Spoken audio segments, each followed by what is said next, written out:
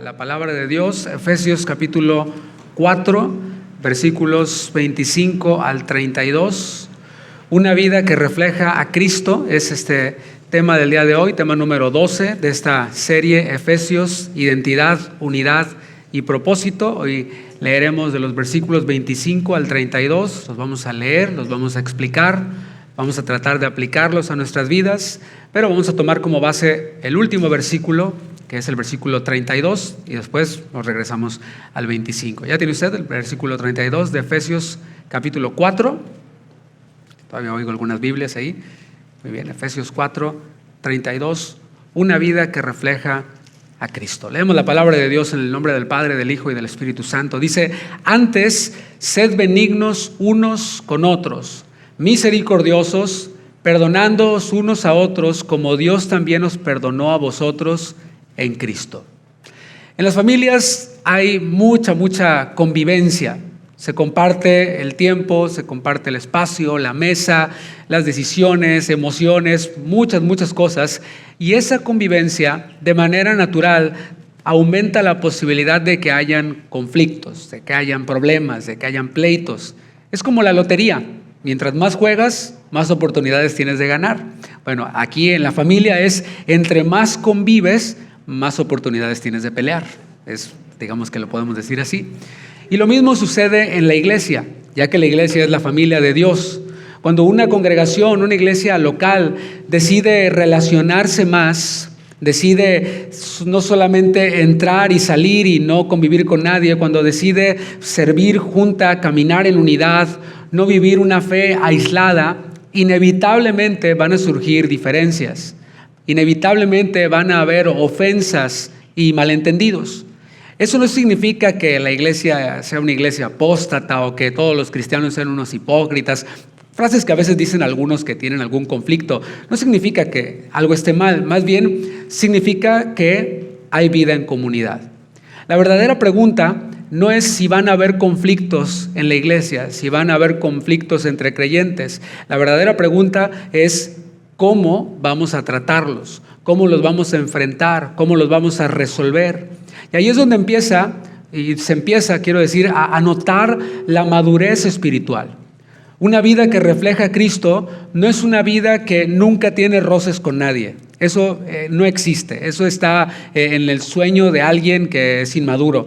Pero una vida que refleja a Cristo es más bien una vida que ha aprendido a manejar esos roces de una manera que edifique, de una manera que no destruya, de una manera sabia. Y hoy vamos a ver cómo reflejar a Cristo en nuestra vida, particularmente en la forma en la que nos relacionamos con nuestros hermanos en la fe, con los que están allá alrededor. Mira, voltea a tu izquierda, a tu derecha, hace rato volteaste con el que estaba atrás. Con estos hermanos que vas a tener algún problema en algún momento de tu vida, pues hoy vamos a aprender cómo vamos a resolver y enfrentar estos conflictos. Y esto va a evidenciar nuestro crecimiento espiritual, nuestra madurez espiritual. En los mensajes anteriores vimos que Dios ha dado dones a los hombres. De hecho, es una de las porciones, digamos que más populares de este capítulo 4, en donde se habla que el Señor dio dones a los hombres, dio dones a la iglesia, y estos dones vimos que son hombres, personas que son dadas de parte de Dios a la iglesia para que la iglesia crezca, para que la iglesia madure. Vimos también que aprender a Cristo implica cambiar nuestra manera de pensar y cambiar también nuestra manera de vivir, ya no vivir ni pensar como vivíamos antes, sino ahora aprender a Cristo. Y ahora Pablo nos muestra cómo ese crecimiento y ese aprendizaje se hacen evidentes en lo cotidiano, especialmente, como dije, en lo que tiene que ver con nuestras relaciones. Porque el crecimiento espiritual no se queda en lo que sabemos. Algunos identifican crecimiento espiritual y lo asocian inmediatamente con el conocimiento, la adquisición de información. Pero el crecimiento espiritual no se queda solo en la información, sino que se expresa en la manera en la que nosotros tratamos a quienes caminan con nosotros en la fe. Leamos el versículo 25 y de ahí partimos en adelante, del 25 en adelante. Dice Efesios 4:25, por lo cual, desechando la mentira, hablad verdad cada uno con su prójimo, porque somos miembros los unos de los otros. Esa frase que aparece ahí en el versículo 25, la primera frase que dice por lo cual, nos está recordando que esto que va a decir es consecuencia de lo anterior. O sea, si hemos aprendido a Cristo y estamos siendo renovados en nuestra manera de pensar, esto se va a notar en nuestras relaciones. Por esto Pablo habla de desechar la mentira, subraya eso ahí en su Biblia. Y no se refiere allí únicamente a mentir abiertamente, sino a dejar de fingir. O sea, cómo aplicamos la mentira o el dejar de mentir, desechar la mentira en nuestras relaciones personales. Lo podemos aplicar así. Puede empezar desde un saludo forzado, ¿verdad? Resulta que hay un hermano que no hay clic. O sea, a veces decimos eso, no hay clic entre el hermano y yo. Y lo que haces es evitarlo a toda costa. Te salen un montón de cosas y pretextos para no saludarlo, pero un día te tienes que topar con él y lo saludas pues forzadamente. También esto implica aparentar que todo está bien cuando en realidad no lo está. Eso es pues mentira en las relaciones. Aparentar que todo está bien cuando no lo está. También evitar hablar de aquello que nos ofendió y no resolverlo. Dejar ahí, no pasa nada, pero en realidad estás ofendido, estás amargado. Eso pertenece a la vieja manera de vivir, no a una vida que refleja a Cristo. Pablo dice el por qué debemos hablar verdad entre nosotros y no ser hipócritas. Dice, porque somos miembros los unos de los otros. Somos miembros del cuerpo de Cristo, pero aquí está subrayando la codependencia que hay entre nosotros, los miembros del cuerpo de Cristo. No es que Cristo y yo, sí, Cristo y yo, pero también mi hermano, porque la mano necesita, ¿verdad?, del resto del cuerpo, del brazo, el dedo necesita de la mano, y así somos interdependientes, somos miembros los unos de los otros. Y cuando no se habla verdad entre nosotros, es evidencia de que algo está enfermo, de que algo anda mal. Imagínate por un momento que un miembro del cuerpo, el cuerpo humano, le mienta a otro miembro. ¿Qué pasa cuando el cuerpo recibe señales equivocadas? Pues el cuerpo enferma. De hecho, hay enfermedades donde el mismo cuerpo se ataca, enfermedades autoinmunes, donde las señales están distorsionadas o donde ciertas células actúan por sí mismas. ¿Cuál es el resultado? El resultado es sufrimiento, el resultado es debilidad y también el cuerpo, por supuesto, deja de funcionar como debería. Por eso Pablo está diciendo esto en relación con la iglesia. Cuando no hay verdad entre los miembros, entre la iglesia, cuando fingimos, cuando no somos honestos, el cuerpo lo resiente. Toda la iglesia lo resiente cuando no hay honestidad, cuando se habla mentira o se actúa a través de la mentira entre los miembros. No solo se daña la relación entre esas dos personas que pues, no se caen o no quieren resolver sus cosas y quieren aparentar que todo está bien, sino que la comunión con la iglesia se debilita. Por eso, hablar verdad no es algo opcional. Es una forma de cuidar la salud en el cuerpo de Cristo, la salud espiritual. Y es que a veces, como decía, pensamos que mentir es algo grave, es algo evidente, pero también hay que tomar en cuenta la falta de verdad. O sea, una cosa es decir una mentira y otra cosa es ocultar la verdad o decir una verdad a medias. Decir, por ejemplo, cosas como estas, voy a orar por ti, y ni es cierto, no oraste. O decir, yo te llamo y nunca llamas. Esas también son formas de mentir, verdades a medias. O algo más común todavía, que le voy a tener que atizar un poquito a lo que dije el martes en el discipulado, esto para los que no estuvieron. Llegar tarde también es una manera de mentir. O sea, es decir, llego a una hora, pero llego a otra hora. Y eso, de nuevo, no quiero desanimar a nadie que diga, voy a llegar tarde, mejor no voy. No, o sea, mejor vente. Es mejor llegar tarde que no llegar. Pero también hay que ir mejorando en este tipo de cosas, sobre todo el domingo. El domingo, 11:45 no es la hora de inicio, es 11:30. Así que si es 11:30 y llegas a 11:45, pues ya estás mintiendo ahí, ¿verdad? No está padre. Hablar verdad, por otro lado, no es hablar sin filtro. Yo le digo sus verdades a todo mundo. No, eso no es hablar verdad. Hablar verdad es vivir con integridad en lo cotidiano. Y eso es una manera muy práctica de cuidar la salud espiritual en el cuerpo de Cristo. También hablar verdad tiene que ver con cómo nos relacionamos con los dones, con los regalos que Dios le dio a su iglesia. Dios, como hemos visto, ha dado dones para edificar al cuerpo y requiere honestidad de las dos partes. A todos les gusta tener un pastor honesto, ¿verdad que sí? ¿Cuántos quieren tener un pastor honesto? Sí, pero los pastores también queremos ovejas honestas, que hablen verdad entre sí, que hablen verdad con nosotros, que reconozcan sus limitaciones, que pidan ayuda cuando la necesiten, que se dejen corregir, que no aparenten que todo está bien, simplemente para que no les digan nada. No se trata de esforzarnos para que el pastor piense que somos unos angelitos, a menos que te llames Ángel, como aquí hay varios hermanos que se llaman Ángel. Pero pues, no se trata de, quiero aparentar y darle mi mejor cara al pastor de que yo soy bien santo. Hablar verdad es ser honestos para poder ser aconsejados. Es ser honestos para poder ser exhortados, pastoreados. La labor pastoral no solamente es escuchar, sino escuchar y llevarnos a la palabra para tomar las mejores decisiones. Y así todo el cuerpo sea edificado. Cuando vivimos así, la verdad deja de ser una carga y se convierte en una herramienta que protege la unidad. Algunos de los que ya han experimentado pedir consejería se han dado cuenta, yo lo he notado, de que pues van a hablar verdad. Entonces pues van a decir, como decimos, la neta. O sea, ya no es voy a aparentar, pastor, todo bien, bendecido, prosperado y en victoria, armado y peligroso, sino que ya vienes y dices, tengo un problema en esto. No puedo resolver esto, necesito ayuda en esto. Mi esposa y yo no nos hemos logrado poner de acuerdo en esta situación y necesitamos un referee, ¿verdad? No que nos separe, ¿verdad? El referee que separa a los boxeadores, ¿no? Ya, sonó la campana, no. Sino alguien que nos ayude a ver qué es lo que dice la palabra en cuanto a nuestra circunstancia. Y ahí algunos llegan nerviosos y llegan así y así como, voy a tener que hablar. Pero ya que hablan, ¿verdad?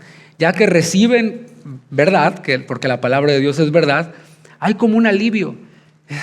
Y después algunos me han dicho, pastor, lo pensé tanto para venir y ya me di cuenta ahora que pues no fue el fin del mundo. Al contrario, fui bendecido. Al contrario, me estoy llevando principios, valores para comenzar a crecer o seguir creciendo. Veamos el versículo 26 para que veamos cómo se va conectando. Dice el versículo 26, airaos, pero no pequéis. No se ponga el sol sobre vuestro enojo. Aquí Pablo asocia lo de la mentira, que debemos desechar entre nosotros porque somos miembros los unos de los otros, y lo conecta ahora con la ira. Pareciera como que es un tema diferente, pero no, va hilado. La ira es un sentimiento humano, es algo que hasta los cristianos más maduros, más espirituales, pues también experimentan. Y no toda ira es pecado, lo vemos en la palabra, dice airaos, o sea, nos está dando un mandamiento, enójense, airaos.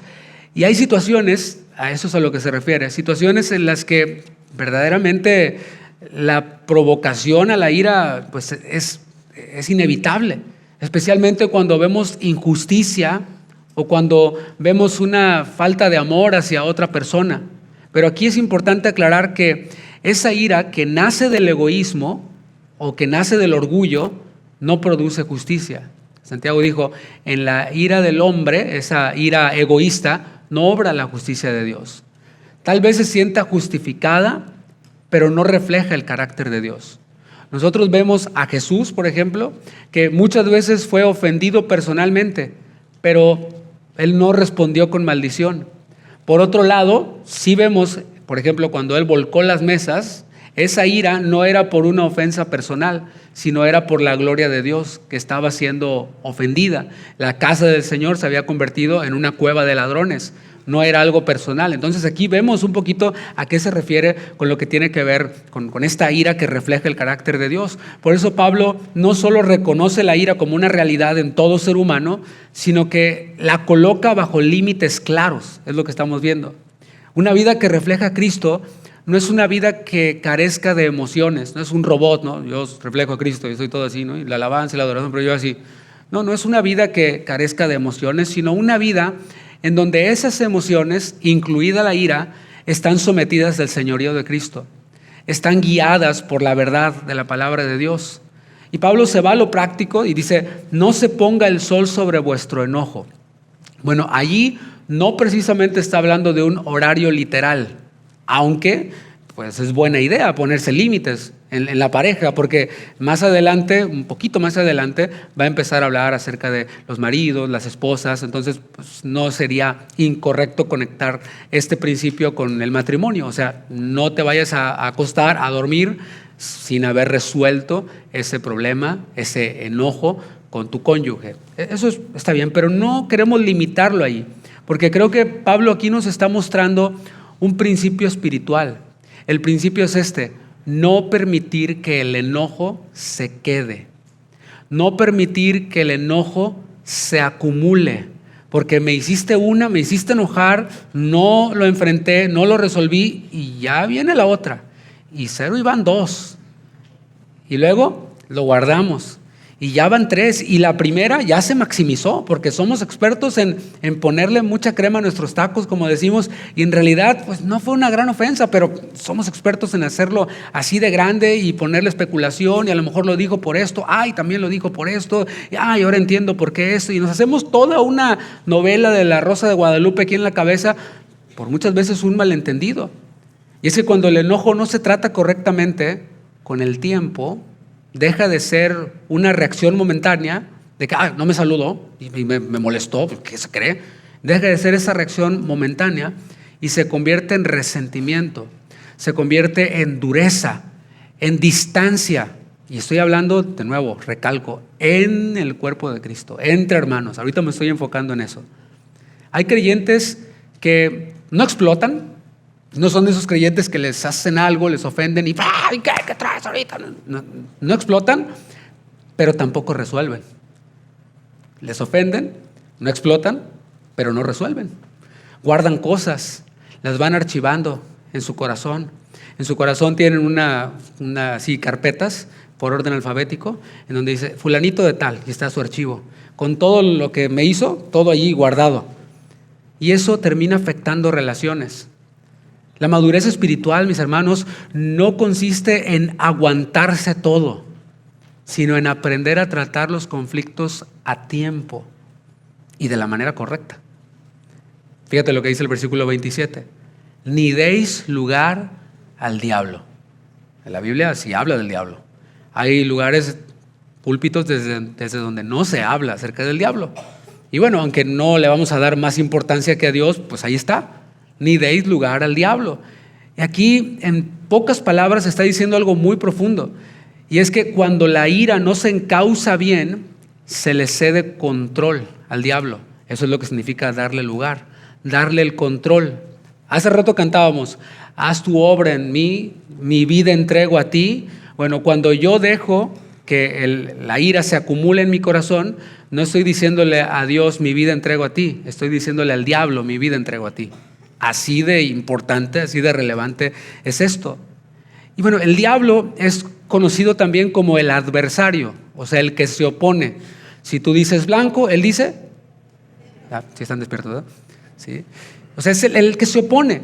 Cristo, por ejemplo, ora, y no solo ora, sino que se mueve, trabaja por la unidad de su iglesia. En Juan 17, él hizo esta oración al Padre y dijo, Padre, que sean uno como tú y yo somos uno. Ese es el deseo, que el cuerpo de Cristo esté unido, así como están unidos a Cristo, que estén unidos entre sí. ¿Cuál crees que va a ser la tarea, el objetivo del enemigo? Dividirlo, separarlo. Y es lo contrario, la fragmentación, la competencia, el resentimiento, eso es lo que hará el enemigo. Y dar lugar al diablo, quiero aclarar, no significa perder la salvación, ¿no? Ya se hizo satanista, no, ni tampoco significa estar poseído por el diablo, no. Significa cederle espacio al adversario, darle el control al que quiere hacer todo lo contrario a lo que quiere hacer Jesús, a lo que quiere hacer Dios, el Espíritu Santo con su iglesia. La ira mal manejada, vemos entonces que se convierte en una puerta abierta para la división del cuerpo. ¿Has oído acerca de iglesias que se dividen? ¿De dónde sale eso? ¿Del Espíritu? No, por supuesto que sale del enemigo. El enemigo quiere dividir iglesias. Mientras que el Señor quiere fortalecerlas, es lo que estamos viendo, a través de los dones, quiere llevar a la iglesia a su madurez, a las iglesias locales a su madurez, no solo el crecimiento numérico, el cual es muy bueno, sino el crecimiento espiritual, un mayor parecido a Cristo en carácter. Pues por supuesto que el enemigo quiere lo contrario y vemos cómo muchas veces al cederle terreno, pues ocurren estas divisiones, estos cismas. Esto que daña al cuerpo de Cristo. Hay situaciones en la vida de la iglesia que correctamente pueden provocarnos enojo. Pongo algunos ejemplos. Tienes ahí una hermana que ve cómo otra hermana le habla a su esposo y no le habla con honra, no le habla con respeto, le falta el respeto. Tú ves esto, hermana, ves a esta otra hermana faltándole el respeto a su esposo, delante de otros. Bueno, es normal que te incomode. Lo que no es normal es que te cause risa y que se lo aplaudas y que digas, ay, sí, ay, hermana, sí, échale al piojoso ese. No, o sea, es normal que eso te moleste. No deberías ser indiferente ante eso. Ahí está una ira que es justa. Dices tú, hey, qué mala onda. ¿Sí? Pero ahí es en donde la madurez espiritual se pone a prueba. Ya estaba a prueba desde un principio, desde que lo vio. Si eres indiferente, pues ya chafeaste, ya reflejaste inmadurez. Si se lo celebras, peor aún. Pero también se pone a prueba la madurez. El punto no es si te incomoda y te molesta, vamos a ir más allá. El punto es qué se hace con eso que se siente, qué se hace con esa ira ante esa situación que no está bien. A veces la reacción no es hablar verdad, desechar la mentira y hablar verdad y tratar el asunto, sino lo que se hace es comentar eso con otra persona ajena a la situación. ¿Viste cómo le habla la hermana al hermano? ¿Has visto cómo le habla? ¿Has visto cómo lo humilla? Va con otro. En ese momento, una preocupación saludable que podía haberse tratado correctamente y haber edificado, se convierte en chisme. Y esa ira deja de estar bien encauzada. Ahí es donde la justicia de Dios, por supuesto, no está obrando, sino que se está abriendo la puerta a la división. Porque cuando esa es la manera normal de operar en una iglesia local, pues ahí te encargo. Si eso está mal en uno o en 4, ahora imagínate si eso se va multiplicando por todos lados. Y ya tienes un argüenderío ahí en la iglesia. Ah, pero qué bonito cantamos, ¿verdad? Ay, hasta nos postramos y danzamos y todo. Cuando una situación que debía tratarse con verdad y con orden, como este ejemplo que dice, se convierte en comentario, se convierte en exposición, sin darnos cuenta, estamos colaborando con el objetivo equivocado, con el del enemigo. Y en lugar de alinearnos con la misión de Cristo, que es cuidar la unidad, terminamos facilitando la misión del adversario, que es dividir. Por eso Dios establece orden en la iglesia, diga orden. Para eso estamos los pastores. No para encubrir el pecado, no para hacernos de la vista gorda, no para ser parte de eso. Tristemente hay veces que hay pastores que son parte de eso y que toman un partido y no resuelven. Más bien, no, yo estoy con usted, hermano, está bien mal esos feos. Más bien estamos para encauzar correctamente los conflictos, proteger a las personas, cuidar la unidad del cuerpo de Cristo. Así que aprender a Cristo implica aprender también cómo tratar estas situaciones reales, no ignorarlas, ni tampoco ventilarlas con cualquiera, sino llevarlas con verdad, llevarlas con amor, llevarlas con orden. Amén. Todavía no acabo, apenas voy empezando. Versículo 28. El que hurtaba no hurte más, sino trabaje haciendo con sus manos lo que es bueno para que tenga que compartir con el que padece necesidad. De nuevo, aquí Pablo no está hablando de temas aislados, todos están interconectados. Aquí está aplicando lo que ya enseñó acerca de despojarse del viejo hombre y vestirse del nuevo. Por eso el mandato es a dejar de hurtar. Dejen de mentir entre ustedes, dejen de hurtar. Eso está relacionado directamente con vivir en la verdad. El hurto o el robo en cualquiera de sus presentaciones, por supuesto que está ligado siempre a la mentira. Por eso te das cuenta que no son temas diferentes. Mentir y hurtar pues van allí de la mano. Son como siameses, inseparables. Porque para que haya robo tiene que haber mentira. Por esto van vinculados. Aparentar, tomar ventaja, engañar.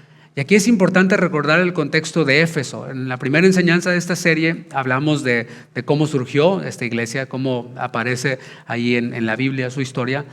Dentro de estos efesios, que ahora son creyentes y que Pablo les está escribiendo, que eran parte de una iglesia, muchos de ellos habían renunciado públicamente a prácticas que antes les generaban ganancias. Ellos se dedicaban a la adivinación, a la brujería. tenían manuales para hacer esto y eso les generaba ganancia económica. Entonces ellos cuando se convirtieron, trajeron todos estos libros de adivinación, los quemaron, se deshicieron de ellos y no solo se deshicieron de los libros de adivinación o manuales, sino que a la vez se estaban deshaciendo de las ganancias, del dinero.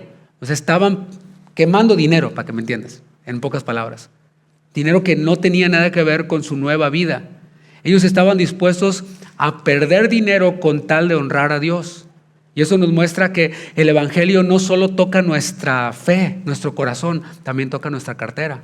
Yo sé que eso se oye por ahí en púlpitos desordenados, pero eso no anula la realidad. El Señor nos convierte todos, amén. La cartera también, la cartera también. Por eso cuando Pablo dice, el que hurtaba no hurte más, no se refiere únicamente a ese robo a mano armada o con puñal en la mano, no. Está hablando del hurto, como dije en todas sus presentaciones. Un creyente que utiliza pesas falsas. Un creyente que manda reportes incompletos o maquillados y que no está diciendo la verdad. Un creyente que no trabaja realmente durante las horas de trabajo, y déjeme lo digo por si alguien no lo sabía o no lo había oído. El trabajo es para eso, para que vayamos a hacer lo que nos pagan para hacer, no para predicar el evangelio. Se dice, no, pastor, pero a tiempo y fuera de tiempo. No, estamos equivocados ahí. Porque nos pagan por ir a trabajar, no por ir a predicar. Ya saliendo, cuando hagas clock out, ahí sí quédate y predica todo lo que quieras, ahí en el estacionamiento del lugar en donde trabajes. Y si te lo permiten, adelante. Pero me he topado con hermanos que, pastor, me corrieron del trabajo. Híjole, ¿por qué, hermano? No, pues es que bien mala onda el jefe. Yo estaba predicándoles y me corrió, es una persecución. No, estás confundiendo la gimnasia con la magnesia, brother. Y qué bueno que te corrieron. ¿Cómo, pastor? Sí, pues es que es para que trabajes, no para que prediques en horas de trabajo, o para que en lugar de estar haciendo tu trabajo estés escuchando alabanzas o lo que sea. No, es a trabajar. Ahora, si se da la posibilidad de que puedas estar escuchando mientras haces tu trabajo y te lo permiten tus jefes, todo bien, pero el problema es cuando no estamos cumpliendo con lo que esperan que cumplamos. Todo eso pertenece a la vieja manera de vivir. Vestirse del nuevo hombre implica vivir con integridad en todo, incluido lo laboral.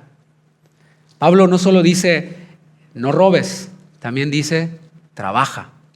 Y así es la palabra de Dios. Cuando nos dice, no hagas esto, nos da la alternativa. En cambio, haz esto. No trances, en cambio, trabaja. No hurtes, no mientas, no uses pesas falsas, mejor esfuérzate más en el trabajo. Te das cuenta que el trabajo es algo importante. Y dice, haciendo con sus manos lo que es bueno. Bueno es lo que está cumpliendo su propósito. Así que el énfasis no solamente está en tener empleo, sino en cómo trabajamos. Y esto va para creyentes.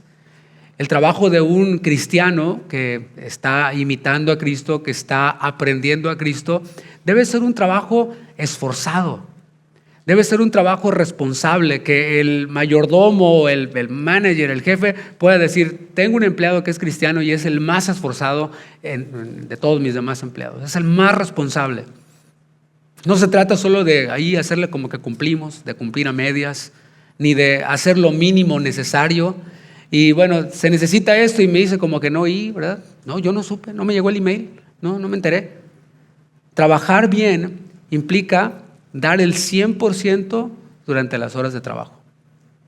Aprovechar el tiempo, cumplir con lo que se nos ha encomendado.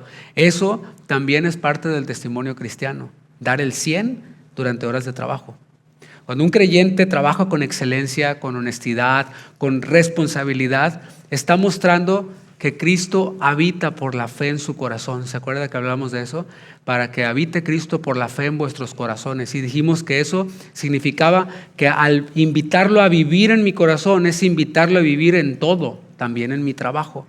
El trabajo entonces, cuando lo vemos así, deja de ser una obligación económica y se convierte en una forma práctica de honrar a Dios. Yo hago lo bueno en mi trabajo y así glorifico a Dios. Y una vida que refleja a Cristo no separa lo espiritual de lo laboral o lo cotidiano. La fe también se vive en la oficina, en el campo, en el lugar en donde trabajemos, en la casa o donde sea. Pablo cierra el versículo mostrando el propósito del trabajo. Vean lo que dice. Dice, para que tenga que compartir con el que padece necesidad. Es impresionante la palabra de Dios porque dice, el que hurte, no hurte más, trabaje, haga lo que es bueno, cumpla con su trabajo y será remunerado. Algunos no están prósperos económicamente o les va mal económicamente porque son bien flojos en el trabajo, porque no son efectivos en el trabajo, nadie los quiere contratar. Pero la palabra nos dice, si eres diligente, si a la entrevista de trabajo llegas bien presentable, seguramente te van a contratar. Pero a veces queremos llegar pues en chanclas a la entrevista, pues mira, ay pastor, es que yo voy a hacer lo que sea ahí, no necesito ir de traje. No, pero pues el que te está entrevistando también analiza esas cosas, tu aseo personal, tu higiene, tu presentación, tu puntualidad. Pero llegas tarde a la entrevista de trabajo, pues así como. Pero si eres esforzado, vemos en la palabra que serás remunerado. Y ahora la palabra nos está mostrando qué hacer con esa prosperidad que es el fruto de nuestro trabajo, con ese dinero que es el fruto de nuestro trabajo. El objetivo, mis hermanos, es bendecir a otros. Eso es lo que dice la palabra. Normalmente lo pensamos, no, voy a trabajar para mandar a mi pueblo, voy a trabajar para mandar a mi pueblo, para construir la casa, para comprar la troca, para etcétera, etcétera, etcétera. Todo para mí, para mí, para mí, para mí. Pero vemos cómo la palabra dice, trabaja y así tendrás, obviamente para suplir tus necesidades, pero una parte también será para compartir con el que padece necesidad. Esto es generosidad, la cual, por supuesto, no sustituye nuestras necesidades básicas. O sea, no se trata de dejar de alimentar a tu familia para bendecir a otro, ayudar a otro. No sustituye eso que es básico, no sustituye el dar para el sostenimiento de la obra de Dios. No se trata tampoco de buscar reconocimiento y miren cómo estoy ayudando a este que está en necesidad, véanme, y la foto en el Facebook. No se hace tocando trompeta. Es una generosidad natural que nace de la vida en comunión, porque si yo estoy en comunión con mis hermanos, si yo estoy inmerso en mi iglesia local, conozco a cada uno por nombre y no solamente los saludo de lejos, ¿cómo se llama el gordito ese? No, ¿quién sabe? ¿Cómo se llama el peloncito aquel? Sino que sé quiénes son, me entero también de sus necesidades. Y allí es en donde se presta esta oportunidad para poder ayudar, para poder apoyar. Cuando una iglesia camina en comunión real, estas necesidades de sus miembros no pasan desapercibidas. Algunos se confunden y dicen, no, pues es que estoy en necesidad, que la iglesia me ayude. Y piensan que van a entrar a la oficina y van a salir con un cheque así como esos del Teletón, así enorme. Para mi necesidad, ya me dieron, porque yo ahí coopero. Entonces, como que estaba ahorrando un fondo para el retiro, para cuando tenga problemas, ya me dieron mi cheque. Pero así no lo muestra la Biblia. Lo siento, si esa era tu idea, lo siento desilusionarte, pero ahora estamos viendo en la Biblia cómo es los mismos creyentes que son bendecidos y que son esforzados, ven las oportunidades y no van y le dicen al pastor, tal hermano está en necesidad. Pues y luego, ayúdale, trabaja con tus manos y ayuda al que está en necesidad. Si Dios te lo puso a ti, pues ha de ser para que le ayudes, ¿no? Dios me pone a mí a otros y digo, no voy a tocar trompeta de cómo yo ayudo a otros, pero esto es, te fijas, dentro de la vida en comunión. Y yo sé que aquí esto pues, no le hace nada a nadie lo que estoy diciendo, porque en nuestra congregación es una congregación generosa. Y yo me entero cuando algunos están en necesidad y a veces a mí me toca hacer el canal, como que, pastor, esto es para el hermano. No, pues yo se lo doy, así, el sobrecito como me lo diste, yo se lo doy. Y sé que estamos en una iglesia generosa y lo estamos viendo en la palabra de Dios. Una vida que refleja a Cristo, trabaja con honestidad entonces, se esfuerza con responsabilidad y también comparte con sensibilidad. Y así es como el cuerpo va creciendo sano, va creciendo unido, se va cuidando mutuamente. Veamos el versículo 29, porque ahora entramos a lo que tiene que ver con la comunicación como instrumento para edificar. Es el versículo 29. Ninguna palabra corrompida salga de vuestra boca, sino la que sea buena para la necesaria edificación a fin de dar gracia a los oyentes. Cuando oímos esta frase, palabra corrompida, inmediatamente lo asociamos ¿con qué? Con groserías, con vulgaridades, con lenguaje obsceno. Como esas palabras que cuando las decías de niño te decía tu mamá, te voy a lavar la boca con jabón. Inmediatamente como que las asociamos con esto. Pero aquí el término en el original apunta a algo que descompone, a algo que daña, a algo que estropea. Es decir, palabras que no edifican, palabras que desgastan, palabras que enfrían las relaciones, palabras que generan desánimo en otras personas. Aquí entra mucho más de lo que a veces pensamos. Entra, por ejemplo, eso que es muy desagradable, los comentarios sarcásticos. Ay, hermano, usted siempre tan puntual, ¿verdad? Sí, cosas como esas. Comentarios sarcásticos. Críticas constantes. Ay, mi hermano siempre con zapatos todos feos, todos mugrosos. Cosas así como estas. Palabras que a veces se dicen en broma, sin pensar en el impacto que va a causar en la otra persona. Conversaciones que muchas veces solo descargan frustración. Te fue mal en el trabajo y llegaste y ya te agarraste con el hermano, ya le dijiste algo, ya le ofendiste porque te le hicieron por allá. Una vida que refleja a Cristo cuida lo que dice, es lo que estamos viendo. Pero no solo cuida lo que dice, sino que también cuida cómo lo dice y cuida con qué propósito lo dice. Porque no todo lo que es cierto necesita decirse. Le voy a hablar sus verdades. No todo necesita decirse. ¿Por qué? Porque no todo edifica. Y es ahí en donde el Espíritu Santo nos ha de guiar. Es en donde hemos de usar el discernimiento. Y si no estamos seguros, mejor preguntar. Pablo no solo prohíbe, dice, ninguna palabra corrompida salga de vuestra boca. También aquí nos da la alternativa, sino la que sea buena para la necesaria edificación. Entonces la pregunta no es, ¿puedo decirlo? Sino, ¿esto edifica? Antes de decirlo, ¿esto edifica? ¿Esto ayuda? ¿Esto construye al otro? Y esto conecta directamente con lo que Pablo ha venido diciendo desde el inicio del capítulo. Dios dio dones para edificar al cuerpo, no para destruirlo.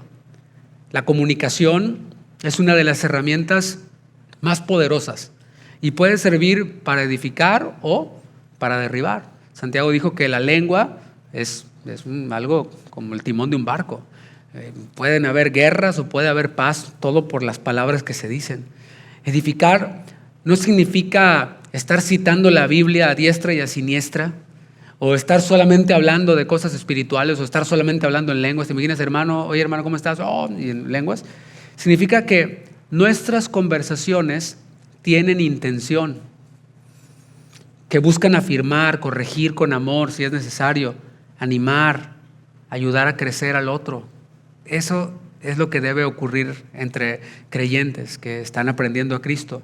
Porque la madurez espiritual se nota cuando dejamos de hablar solo para desahogarnos, porque con alguien tenía que hablar, y comenzamos a hablar pensando en el bien del cuerpo. Pablo cierra el versículo con una frase poderosa, después de decir ninguna palabra corrompida salga sino la que es de edificación. Nos da de nuevo el propósito, dice, a fin de dar gracia a los oyentes. Anteriormente se ha dicho que todo para el creyente debe tener un propósito. Todo lo que hacemos debe tener un propósito. No solo hacer cosas por hacerlas. ¿Y esto qué? ¿Por qué lo estás haciendo? Pues quién sabe, pero yo lo estoy haciendo. No. Incluso nuestras palabras deben ser un canal por donde la gracia de Dios fluya hacia otros. La gracia de Dios fluye hacia otros a través de la generosidad que yo obtuve por ser un trabajador esforzado. Pero también la gracia de Dios fluye a través de mis palabras. Esto no significa que siempre vamos a decir cosas bonitas todo el tiempo, palabras, ay, mi hermanito precioso. No significa eso, sino que diremos palabras oportunas en el momento correcto y con el corazón, con la intención correcta. Porque a veces la gracia se expresa animando, pero otras veces la gracia se expresa corrigiendo. Pero siempre con el propósito de corregir, no de exhibir a la persona.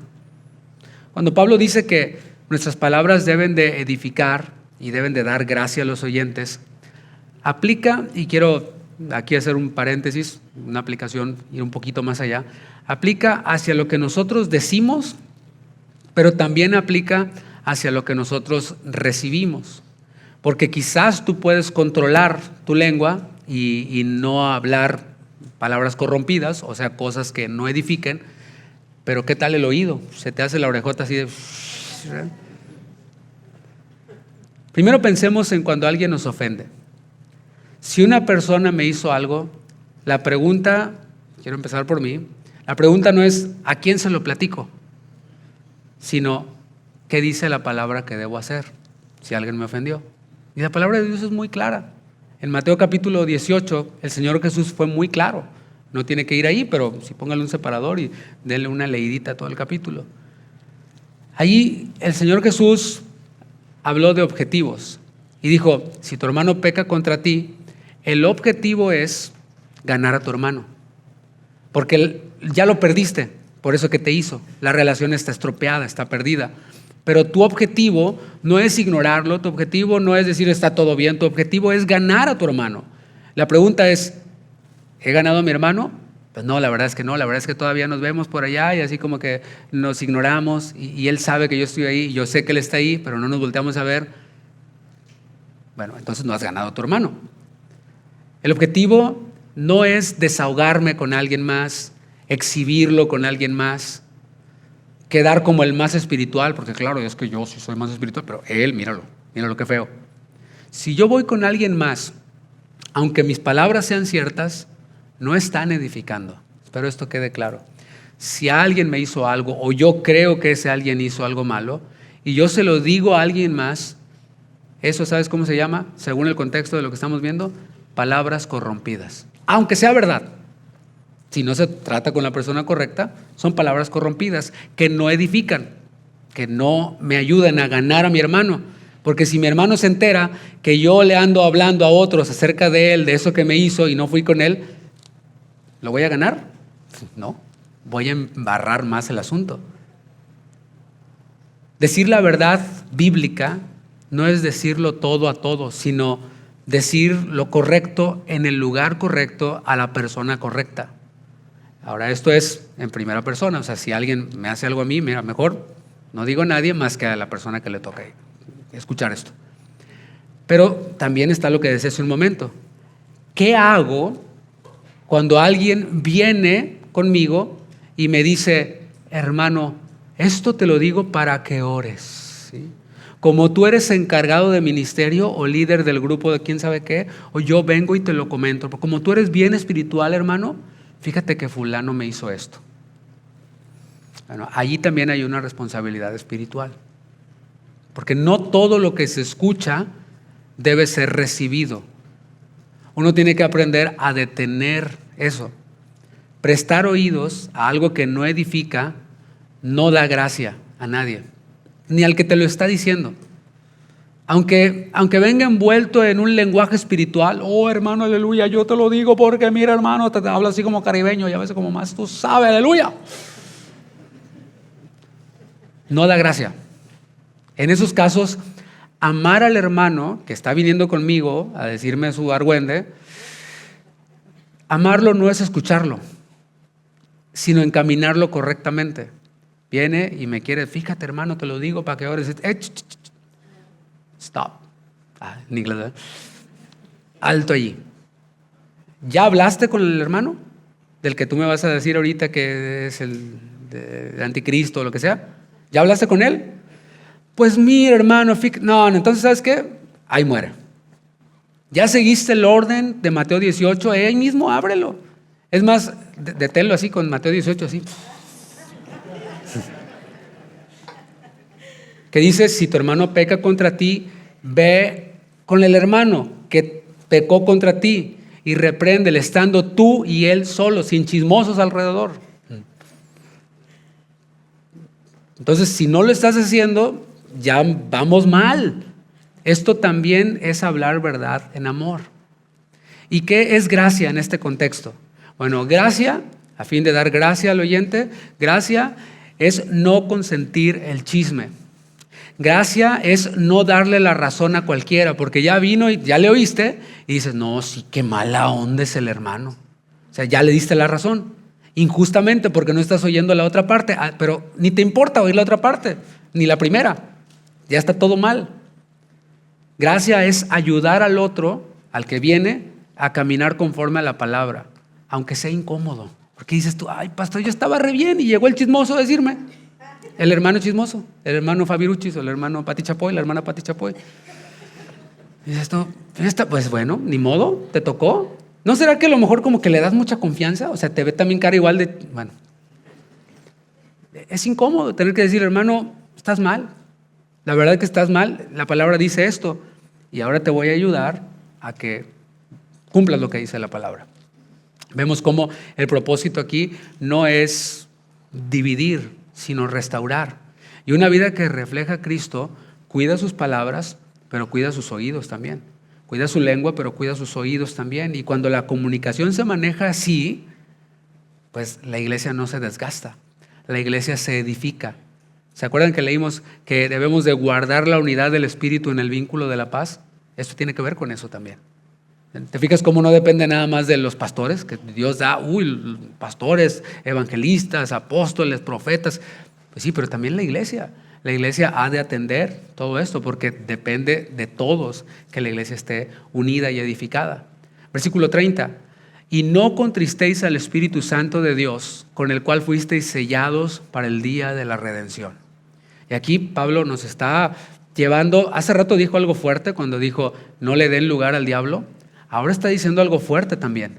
Está hablando de contristar al Espíritu Santo. Fíjate qué cosas tan fuertes pone delante de nosotros. Nadie quiere darle lugar al diablo. O sea, si yo hiciera una encuesta, 100 cristianos dijeron, nadie diría, yo quiero darle lugar al diablo. 0 de 100 dirían que quieren darle lugar al diablo. Y por otro lado también, si yo hiciera la misma encuesta, ¿cuántos quieren contristar al Espíritu? Te aseguro que nadie va a querer contristar al Espíritu. Así, pero con nuestras acciones podemos hacerlo. Y aquí está hablando de esta advertencia seria de que se puede contristar al Espíritu Santo. El Espíritu Santo no es una fuerza impersonal como enseñan algunas sectas. El Espíritu Santo no es, me agarró la tembladera. No, algunos piensan que eso es el Espíritu Santo. Obviamente el Espíritu Santo es Dios y es poderoso para hacer lo que quiera, es soberano también. Pero vemos cómo el Espíritu Santo es el que está obrando activamente en nosotros para formar el carácter de Cristo y así poder edificar al cuerpo de Cristo. Y en este capítulo 4, como dije, se habló ya de guardar la unidad del Espíritu, o sea, es de Él la unidad, nosotros no la producimos, Él la crea y se nos exhortó a guardarla. Y cuando nosotros no cuidamos esa unidad del Espíritu, cuando nosotros permitimos actitudes que dividen o las tenemos nosotros, contristamos al Espíritu. ¿Por qué? Porque vamos en contra de la obra que Él está realizando. Contristar al Espíritu no es simplemente portarnos mal. Me porté mal y contristé al Espíritu. Es no caminar en sintonía con su propósito. Así contristamos al Espíritu, cuando no caminamos en sintonía con su propósito. Por eso Pablo nos recuerda que hemos sido sellados para el día de la redención. Y aquí, si te fijas, lo hemos visto en todo su contexto. Aquí no se trata de crear un debate doctrinal del sello del Espíritu, y algunos lo toman para si se pierde o no se pierde la salvación, y aquí está subrayando la responsabilidad espiritual que cada creyente tiene delante de Dios. Cada creyente es responsable de contristar o no al Espíritu Santo. Cada creyente. O sea, el Espíritu Santo, como es Dios, es capaz de estar contristado con uno y con el otro no. ¿Te fijas? O sea, no se hace problema, porque es todopoderoso, es Dios. Si el Espíritu Santo está trabajando para formar un cuerpo unido, un cuerpo maduro, nuestra respuesta debe ser obediencia, sensibilidad, cuidado mutuo ante esto que nos está siendo enseñado a través de la palabra de Dios.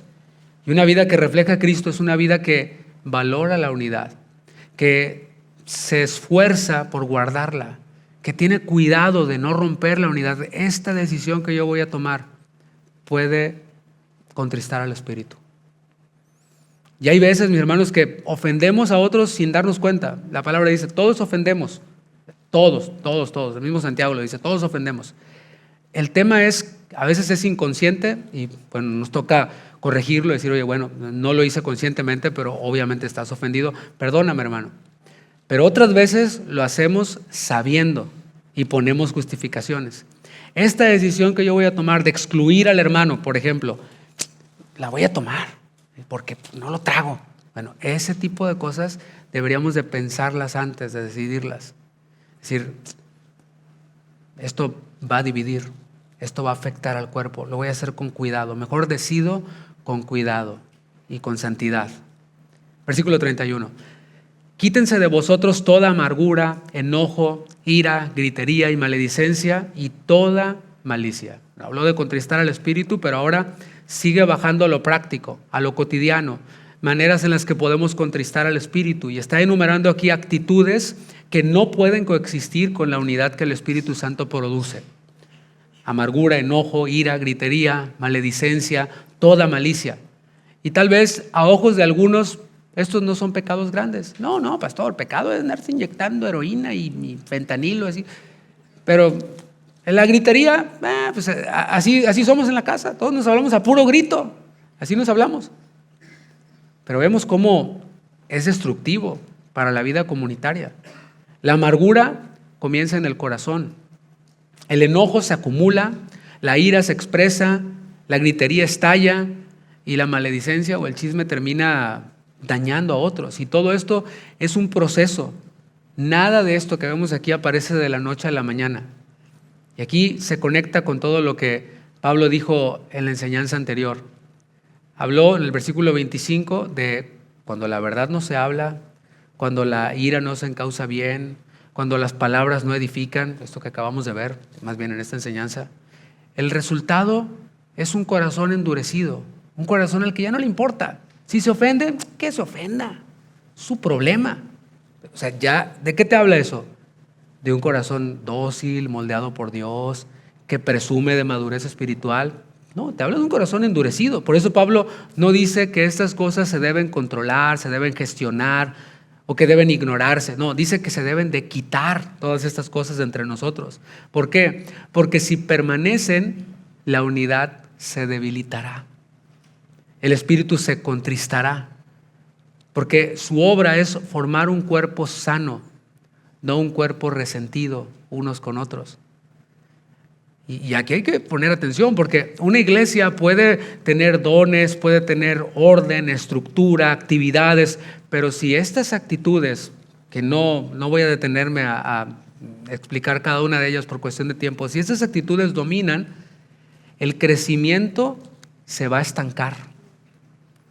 Y no solo el crecimiento numérico, sino el crecimiento espiritual. Versículo 32. Antes, sed benignos unos con otros, misericordiosos, perdonándoos unos a otros, como Dios también nos perdonó a vosotros en Cristo. Y aquí Pablo cierra esta sección y todo el pasaje con esta exhortación, que es una exhortación cristocéntrica. Al final habla de Cristo y está mencionando cualidades de Cristo. Habla de benignidad. Sean benignos. Cristo es benigno, ¿sí? Fruto del Espíritu es benignidad. Y esto, ¿cómo lo conectamos en la manera en la que nos tratamos unos con otros? Un trato considerado, un trato paciente, un trato no reactivo, que hace algo mi hermano y yo inmediatamente lo tomo a mal. Esto que dijo, lo dijo por mí. Y eso que hizo, lo hizo por mí. Eso no es ser benigno. Ser benigno es decir, lo paso por alto. Eso no cambia mi manera de ver a mi hermano, mi manera de amar a mi hermano, la relación que yo tengo con mi hermano. Porque pues a lo mejor se equivocó en lo que dijo, fueron palabras que realmente no sentía o no era para mí, lo que sea, ¿no? Eso es ser benigno. Es el carácter de Cristo manifestándose en nuestras relaciones cotidianas. También habla de misericordia. Sean misericordiosos. Y esto tiene que ver con la manera en la que nosotros respondemos cuando otro nos falla. Misericordia es no dar, uno de sus significados es no dar el castigo que otro merece. ¿Sí? O sea, cuando alguien me hace algo, merece ser castigado según mi justicia. Pero es ahí en donde yo elijo aplicar misericordia. Algunos de ustedes han venido conmigo y de verdad porque necesitan ayuda y me dicen, pastor, tal persona y yo tuvimos un conflicto, ya lo tratamos de arreglar, pero pues no, veo que no hay un cambio. Hablé con la persona, pero no veo un cambio. Entonces vengo para que seguir el otro paso de Mateo 18. Entonces yo les digo, pues sí, podemos ir al siguiente paso, pero puedes hacer tres cosas. Aquí en este punto puedes hacer tres cosas. Una, puedes ser misericordioso. y pasar por alto la ofensa. Realmente, soltarlo en tu corazón. Es decir, me hizo algo, merece castigo, merece que le diga todo lo que me hizo sentir, pero puedes tomar esta actitud de ser misericordioso y pasar por alto la ofensa y no dar el castigo que se merece y orar por él y hacer como que nada pasó. Ahora, no puedes, ¿ok? Vamos a hablar con lo que dice la palabra. Yo voy contigo y delante de mí le dices a la persona, porque pues yo también voy a supervisarlo. No vaya a ser que, como decimos, se te pasó la mano cuando le dijiste. O lo hiciste en una manera incorrecta y al decirlo de manera incorrecta, pues en vez de ganar al hermano, lo pusiste así con los pelos de punta y por eso terminaron mal las cosas. Entonces yo voy a estar ahí para ser testigo y dar fe y legalidad del encuentro, ¿verdad? De la charla. Eso es lo que podemos hacer, esa es la segunda opción. Pero hay otra opción, la cual no te recomiendo, y es amargarte.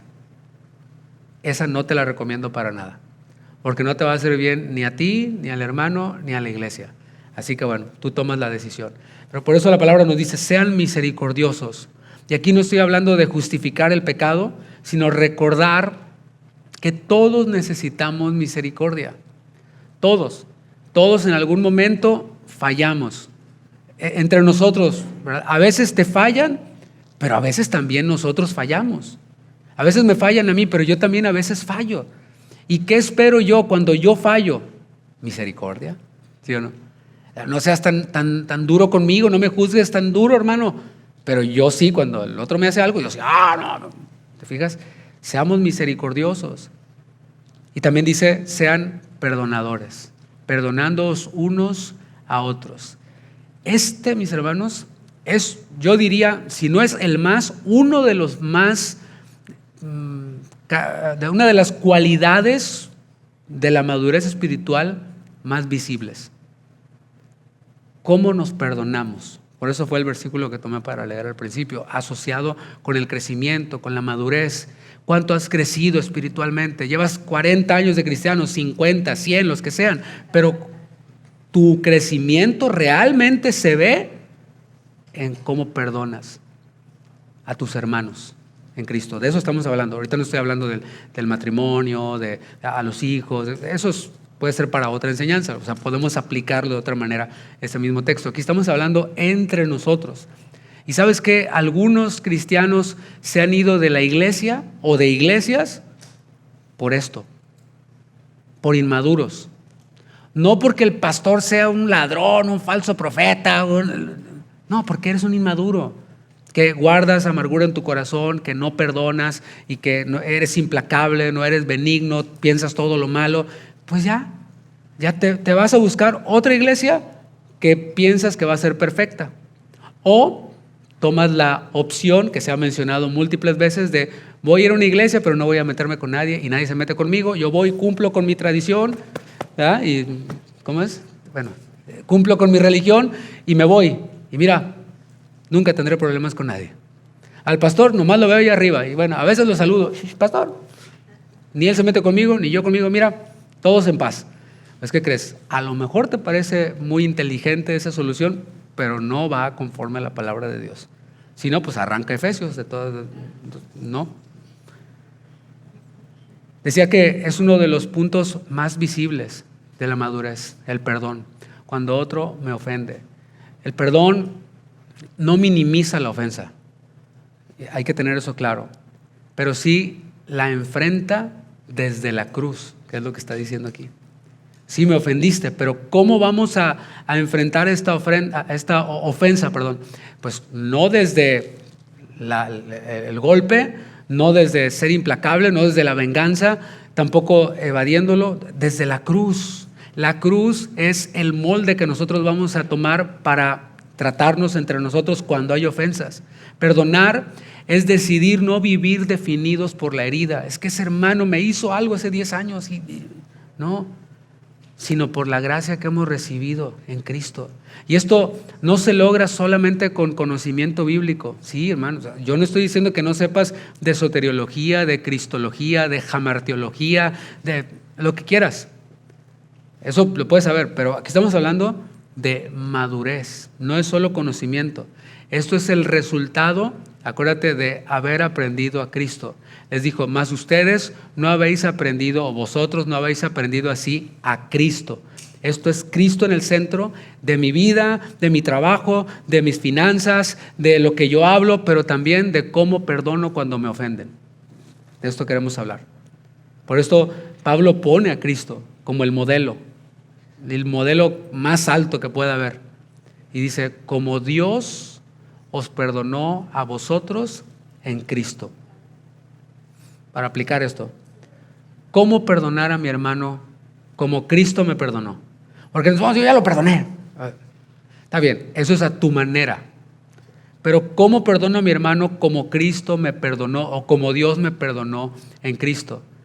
Perdonar como Cristo no es ignorar el problema o hacerse el espiritual. Tampoco es guardar silencio y vamos a esperar que el tiempo lo arregle. El tiempo no lo cura todo. Si te da cáncer y piensas así, te mueres así en 3 meses. ¿Sí? Eso no existe más que en canción de Cristian Castro, eso de que el tiempo cura todo. El perdón bíblico tiene pasos claros y prácticos. Te voy a dar 5 pasos para aplicarlo. ¿Cómo perdonar a mi hermano como Dios me perdonó a mí en Cristo? Primero, el perdón comienza recordando cómo Cristo me trató a mí. Y aquí en Efesios al principio se habló de eso, ¿verdad? Que estábamos muertos en delitos y pecados, pero Él nos dio vida. No lo merecíamos, pero Él por gracia lo hizo. Así que debo de recordar la gracia que recibí. El Señor no negó nuestra condición. Estabas muerto, estabas en tinieblas, estabas en pecado. No negó nuestra condición, pero aún así se acercó con gracia. Yo te estoy hablando de teología básica, O sea, Dios, Cristo, cómo se acerca a nosotros con gracia a pesar de nuestro pecado. Perdonar es decidir no responder desde el orgullo, sino desde la gratitud por la gracia recibida. Ese es el primero. Pienso en la gracia y en gratitud a esa gracia se la doy a mi hermano que me ofendió y que realmente me ofendió y que la regó. Segundo, el perdón nos lleva a hablar la verdad en amor. ¿Qué es esto? Si hay una ofensa, el camino no es comentarlo con otros. Estoy repasando un poco lo que dije. Sino ir con el hermano. Pero ir con el hermano con un corazón correcto, buscando restaurar la relación, no demostrarle que está mal y ganar la discusión. Eso no. En nuestra congregación, esto, si se practica, va a proteger la unidad y evitar que pequeñas heridas se conviertan en divisiones. Tercero, perdonar como Cristo implica soltar el derecho a cobrar la deuda. Lo que dije. No significa que todo se resuelve de inmediato, pero sí que decidimos no vivir recordando eso que me hicieron en el pasado. Porque el perdón lo que hace es romper con ese ciclo de amargura. No borra lo que quedó en el pasado, pero sí el perdón decide no traerlo a la memoria. Decide no filtrar a la persona a través de eso que hizo. Es que este es bien, le llenas el espacio al blanco. Pero no que ya lo habías perdonado. Sí, pero ¿te fijas? No, entonces no has perdonado. Cuarto, el perdón se vive en comunidad. Que a veces vamos a necesitar ayuda pastoral, vamos a necesitar consejo. Bueno, ahí es en donde pues echaremos mano de estas herramientas que el Señor nos da. Y finalmente, soltar la carga, dejárselo al Señor. Señor, todo esto es en tus manos. Mi vida entrego a ti. Y junto con mi vida, pues también está incluida la ofensa que me hizo el hermano. Y así como tú me perdonaste en Cristo, así yo decido perdonar a mi hermano, todo bien. Y esto se convierte en una expresión natural de una vida que refleja a Cristo. Y así la iglesia crecerá sana. Así seremos una iglesia que no contrista el espíritu, en donde el amor de Cristo realmente se ve. Tratamos de echarle ganas en la alabanza, pero yo preferiría que los que vengan a visitar la iglesia, en vez de decir, qué bonitas alabanzas, digan, mira cómo se tratan los hermanos. Hay amor entre ellos, hay perdón entre ellos. Uno ofendió a otro, pero se perdonaron, pero resolvieron sus diferencias como debía ser. Bueno, eso también debería ir dentro del paquete. Para concluir, una vida que refleja a Cristo no se mide solo por lo que sabemos, aunque va incluido, pero no solo por eso. No se mide por los dones que tenemos, aunque estos van incluidos. No se mide por la actividad que tengamos en la iglesia, aunque esto va incluido. Se ve, ¿sabes cómo? En cómo vivimos juntos, en cómo hablamos, en cómo tratamos los conflictos, en cómo cuidamos la unidad y sobre todo en cómo perdonamos. Y a lo largo de esta enseñanza vimos que Dios nos dio una nueva identidad. Tú y yo estamos en Cristo, lo hemos visto en esta epístola. Y también el Señor nos insertó a un cuerpo, ¿te acuerdas del misterio que habló Pablo? Un solo pueblo, un cuerpo formado por judíos y gentiles. Nosotros que éramos extranjeros y advenedizos fuimos insertados en esta familia de Dios, en este pueblo de Dios. Todo eso el Señor ha hecho por nosotros y allí no se detiene. Él nos va llevando hacia la madurez, a parecernos a Cristo cada vez más. Y ese crecimiento no ocurre en aislamiento, sino en convivencia diaria, en la cual habrán diferencias que tratar, habrán asuntos que resolver. Y a mí me daría mucha tristeza que en noviembre, en Thanksgiving, el viernes después de Thanksgiving, tuvimos Cena del Señor. Y a mí me daría mucha tristeza. Yo traté de no ver cuando repartieron los elementos, porque se tocó un mensaje alusivo a eso.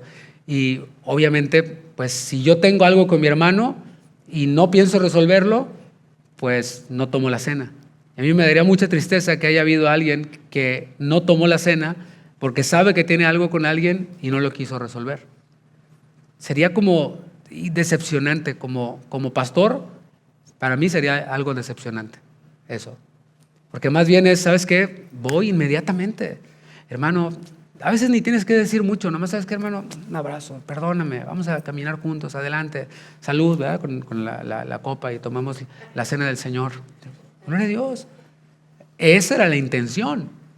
Eso es lo que dice la palabra. Si tu hermano tiene algo contra ti y estás por traer tu ofrenda al altar y allí te acuerdas que tu hermano tiene algo contra ti, ve, ponte a cuentas con tu hermano. Y sabes, no es nada más cuando hay cena del Señor. Dice la palabra que nuestras vidas son una ofrenda delante de Él. De eso hablaremos más adelante. Nuestras vidas son una constante adoración a Dios. Lo cantábamos también hace rato. O sea, que mi vida sea adoración a ti. Te quiero adorar con mi vida, te quiero exaltar con mi vida. Y cuando nosotros estamos en este tipo de situaciones que, mira, no es tan difícil de resolverlo. Porque estás hablando de otro hermano en la fe, que también experimentó el perdón de Dios, que también experimentó la gracia de Cristo. Entonces, deberían ambos de hacer el orgullo a un lado y resolver aquello que les separó. Cuando hablamos la verdad, cuando encauzamos bien la ira, trabajamos con integridad, usamos nuestras palabras para edificar, perdonamos a otros, estamos reflejando a Cristo. Este es un breve resumen de la enseñanza. Así que, hermanos, que en este año que comienza, no solo aprendamos a convivir, que hayan más convivios entre nosotros, que se visiten más los hermanos, sino que aprendamos a resolver nuestros conflictos de una manera que refleje a Cristo. Porque, ¿sabes qué es lo que a mí no me gustaría que pasara? Que hay convivencia, muy bien, entonces empiezan a convivir un grupo de hermanos y conviven más frecuentemente, entonces ahí hubo un problema. Entonces ya resulta que en ese grupo pues ya se salen dos de ese grupo de hermanos y se van con otro grupo de hermanos y empiezan a convivir y tienen otro problema y se van con otro grupo de hermanos.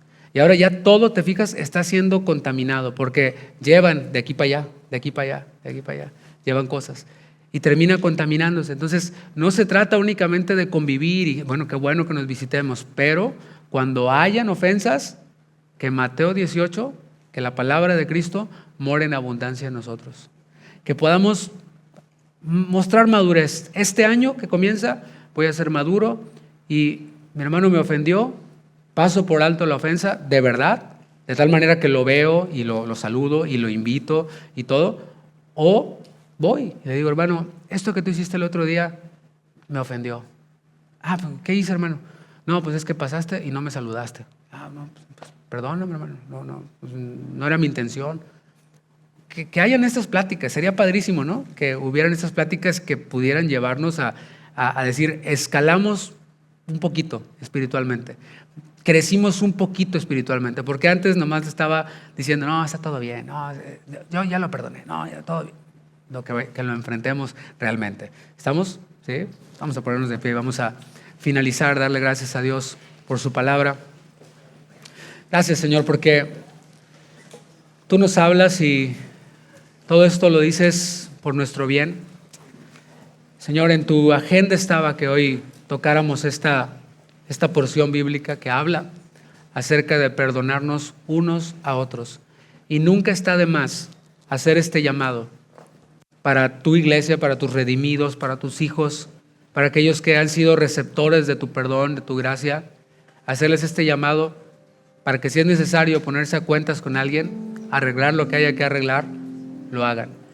No queremos ser hipócritas, queremos desechar la mentira entre nosotros, desechar la mentira de nuestras vidas y que realmente resolvamos aquellas diferencias que son naturales dentro de la convivencia entre hermanos. Padre, tú nos has hecho ministros de reconciliación. Nos has llamado a predicar tu evangelio a todos los que hemos creído en ti, de reconciliar a los hombres contigo. ¿Y cómo hemos de reconciliar a los hombres contigo si no estamos reconciliados entre nosotros? Así que hoy, Señor, queremos atender a esto, que no se quede como una predicación más, como una enseñanza más, sino que sea algo vivo en nosotros, que podamos salir de aquí y ponerlo en práctica, o quizás ni salir de aquí mismo, enviar ese mensaje. ¿Podemos platicar? Quiero hablar contigo. Y que podamos resolver. Señor, gracias. Gracias por hablar a nuestras vidas. Gracias por recordarnos lo que hiciste por nosotros. Habla con él, mi hermano, mi hermana. Medita en su palabra.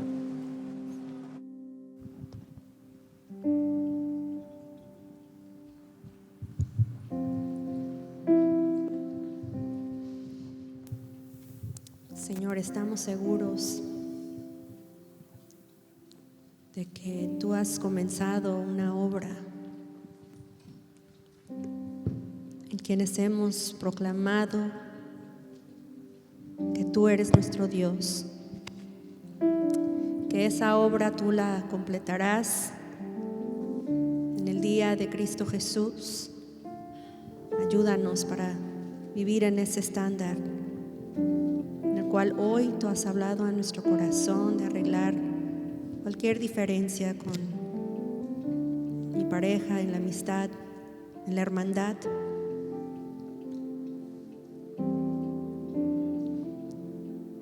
Ayúdanos, Señor, poder reflejar tu amor en esta unidad.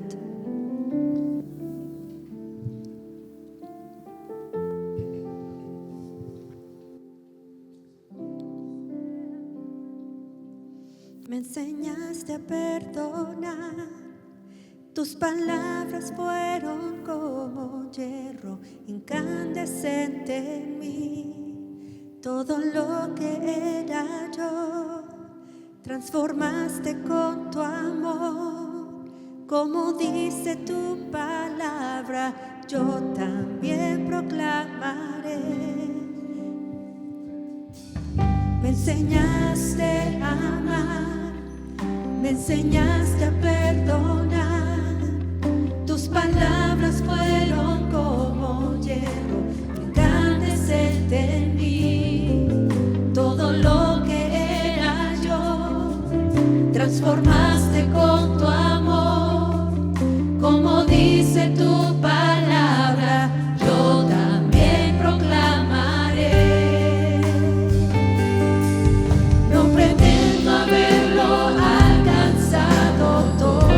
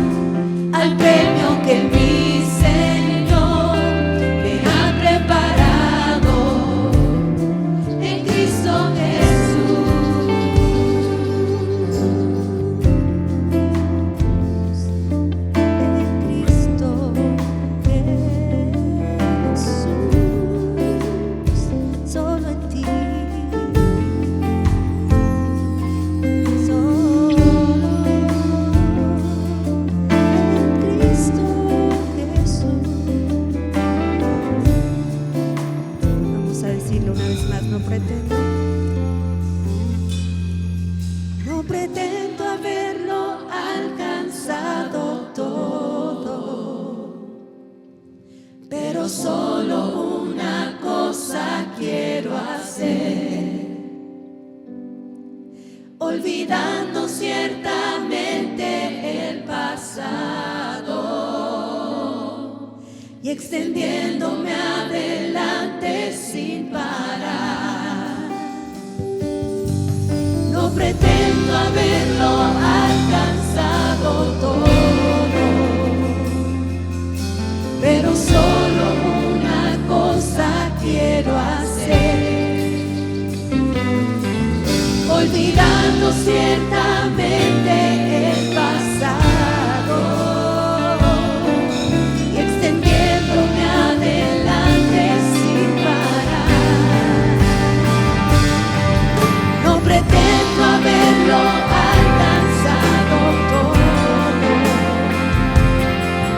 pero solo una cosa quiero hacer, olvidando ciertamente el pasado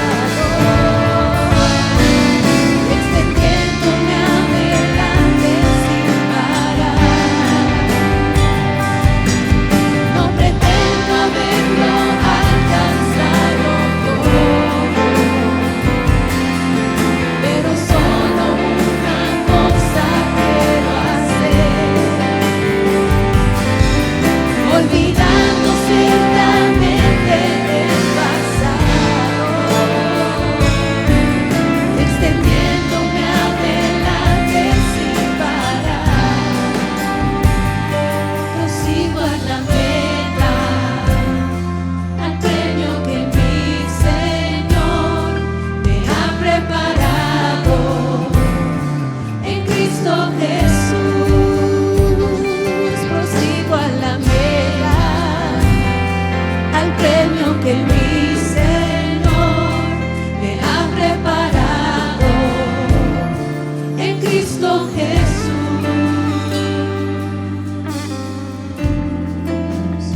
Solo en ti, Jesús.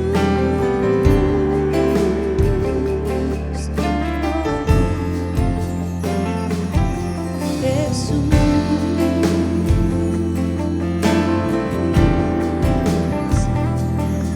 Solo en ti, Jesús. Podemos darle un fuerte aplauso a Dios. Es para ti, Señor. Nuestra alabanza es para nuestro Dios. Vamos a cantar lo que dice la palabra de Dios en Salmo 66. A la casa de Jehová iremos. Amén. Yo me alegré con los que decían: vamos a la casa de Dios.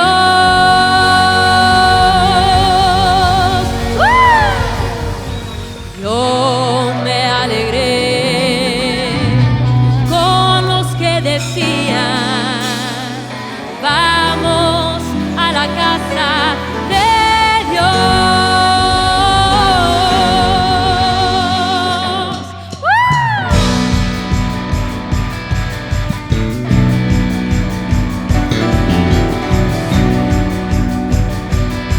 Vamos a cantarlo fuerte, mi hermano. Yo me alegré con los que decían: vamos a la casa de Dios. Yo me alegré con los que decían: vamos a la casa de Dios. Yo me alegré con los que decían: vamos a la casa de Dios. Yo me alegré con los que decían: vamos a la casa de Dios.